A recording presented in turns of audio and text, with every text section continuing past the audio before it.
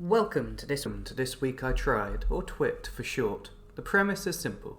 I play games, record some footage of me playing those games, write a script about the game, then make a video multiple months after, which makes me question why I even call this TWIT, and not something like arsePit, which stands for At Some Such Point I Tried, which no, is not a commentary on my life.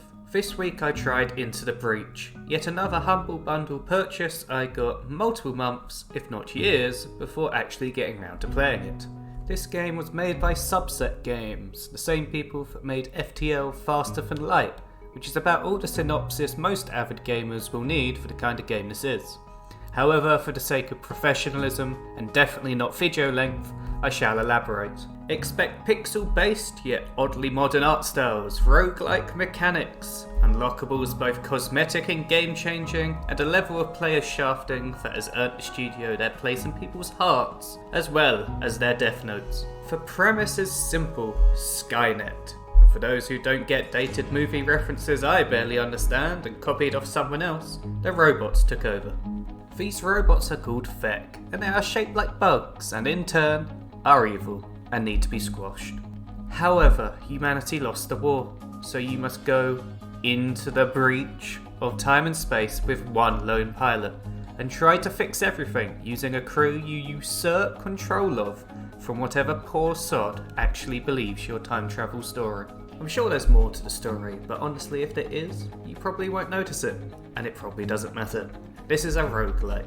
You play through to maybe win, or most likely lose. Then you start again, no matter the result. Now on to actual gameplay. In summary, it's a turn-based, grid-based battle between robots and other robots. The enemy deploys partially, you deploy your whole team, the enemy deploys some more and takes a turn. Then your team takes a turn, and it goes on with a few more enemy spawns here and there, until the timer runs out and you win the round. Or you run out of power and lose the whole game. Now hopefully that was concise enough for you to be shocked by the following elaboration. That is a load of rubbish. Unlike most roguelikes, or even games generally, this game is not about killing your opponents. No, this game is an elaborate puzzle game disguised under the mechanics of turn-based combat. Each battle has certain criteria set by your corporate overlords that need to be done to get anything from the battle. Even if you win, if you then fail to defend a building or receive too much damage, you will get no reward. And as there is a finite number of battles, this is a bad thing. Survival is simply not good enough. Something millennials have been trying to tell us for years. To complete these tasks, you need to be clever. For example, you could have a goal to prevent Feck spawning X number of times. To do this, you need to make an enemy stand on a spot where Feck will spawn, or, God forbid, stand on it yourself and take damage.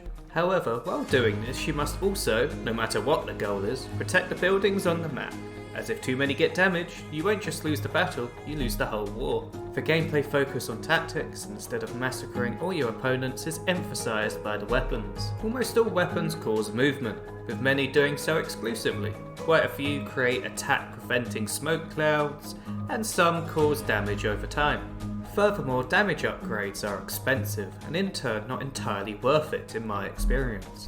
I'm far from the greatest at this game, but I haven't been able to get one mech a damage upgrade in good conscience, as it normally comes at the cost of getting everyone on the team plus 2 health or movement. On the topic of upgrades, there are generally 3 ways to get better units, other than the obvious of getting new weapons. Pilots can level up twice, and get random buffs each time they do.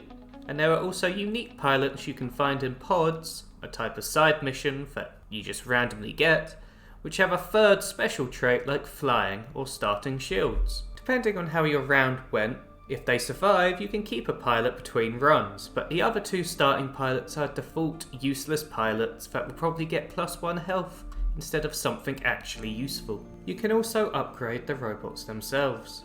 Each weapon has upgrade slots, and the robots have 2 base upgrades of health and movement.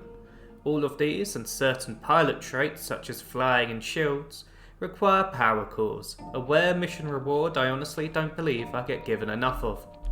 Then there is the secretish upgrade of pumping all your currency into overcharging your power. Power is what you need to survive. If it runs out from buildings being destroyed or any other reason, you lose, but there is a hard limit on how much you can have.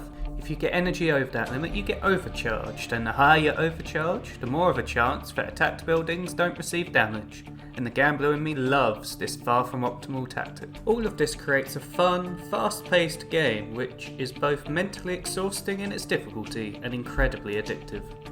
When you complete a mission taking 0 damage, losing no power, and completing all the objectives, you feel amazing, intoxicatingly so. At the same time, defeat doesn't feel terrible, at least compared to getting one shot in Siege by someone who made a single bullet hole in the wall. I'm looking at you, Maverick. Now, I have been showering this game in praise, so I should give you a negative, if you can even call it that. This negative is the soundtrack. For context, the soundtrack is good. I have listened to the soundtrack while writing this, and I have listened to it while recording this. However, beyond the menu theme, and the theme that plays after victory, I failed to consistently notice the soundtrack. I'm not sure if it's not fitting the mood, or I'm simply too engrossed in trying to move a feck into the water, only to remember it flies, but I do not acknowledge the soundtrack in any way while in the game. The only reason why I know this soundtrack is good is because I am listening to it while writing this. Otherwise I would have treated it like any low budget game and presumed the soundtrack was not noteworthy, being a rogue-like indie game focused on gameplay rather than artistic grandeur. Although perhaps this is just me. Playing this game alongside Persona 4 has given me unfairly high musical standards, but having played the game multiple times while writing this, I can still say I do not notice the soundtrack. The other issue I have is the way RNG works in this game. Although with over 5,000 combined hours in Paradox games, I have no real right criticising RNG when I have been through the worst of it and kept going back. In this game, RNG creates a big divide between battle failures, which I do generally feel terrible for, and game overs, which I often, rightly or wrongly, blame on the game. More often than not, I feel like they aren't giving me enough of the things I need, whether it be reputation or power goals. And without these things, you can't really progress. You just eventually get soft locked and the game's over. This creates a situation where it is normally pretty obvious if the run will end in victory or defeat by about halfway through the second island, if not the first. And that's about all I have to say on the game. I'm sure there's more I could say, but I'm neither qualified enough to go into great detail, nor am I professional enough to write a full-on review. After all, these videos are meant to be quite quick.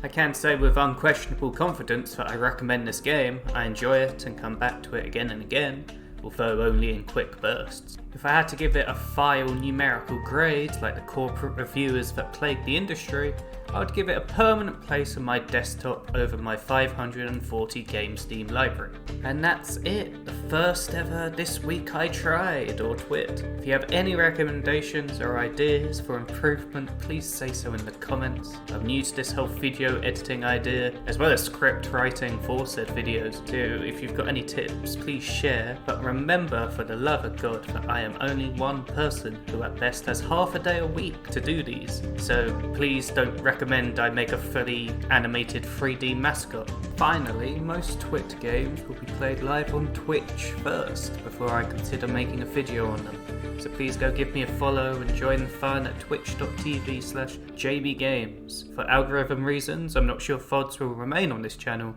so also keep a lookout for a second VOD channel soon, maybe.